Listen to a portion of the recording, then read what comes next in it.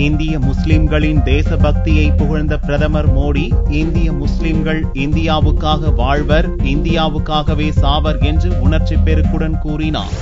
பிரதமராக பொறுப்பேற்ற பின் முதல் முறையாக அமெரிக்க சேனலான CNN டிவிக்கு நரேந்திர மோடி பேட்டியளித்தார். அப்போது இந்தியாவுக்கு எதிராக புனித போர் தொடுக்க அல்-குவைதா பயங்கரவாத இயக்க தலைவன் ஐமல் அல் ஜவாஹிரி முஸ்லிம்களுக்கு அழைப்பு விடுத்தது பற்றி கேள்வி கேட்கப்பட்டது. அதற்கு பதிலளித்த பிரதமர் மோடி, அல்-குவைதா கட்டளைப்படி இந்திய முஸ்லிம்கள் நடப்பார்கள் என்று நினைப்பது தவறான நம்பிக்கை என்றார். இந்திய முஸ்லிம்களின் தேசபக்தி சந்தேகத்துக்கு இடமற்றது என்று பெருமிதத்துடன் கூறிய மோடி, அவர்கள் ஒருபோதும் இந்தியாவுக்கு ஊறு விளைவிக்க மாட்டார்கள் என்றும் உறுதிபட தெரிவித்தார். இந்திய முஸ்லிம்கள் இந்தியாவுக்காக வாழ்வார்கள், இந்தியாவுக்காகவே சாவார்கள் என்றும் பிரதமர் நம்பிக்கையுடன் கூறினார். அல்-குவைதாவின் மிரட்டல் குறிப்பிட்ட நாட்டுக்கோ அல்லது இனத்துக்கோ விடுக்கப்பட்ட சவால் அல்ல என்றும், ஒட்டுமொத்த மனித இனத்துக்கு விடப்பட்ட அச்சுறுத்தல் என்றும் கூறிய மோடி, மனித நேயத்தில் நம்பிக்கை உள்ளவர்கள் பயங்கரவாதத்துக்கு எதிராக ஒன்றுபட வேண்டுமெனவும் அழைப்பு விடுத்தார். கடந்த நூற்றாண்டில் இந்திய அமெரிக்க உறவில் ஏற்ற இறக்கங்கள் இருந்ததாக கூறிய மோடி,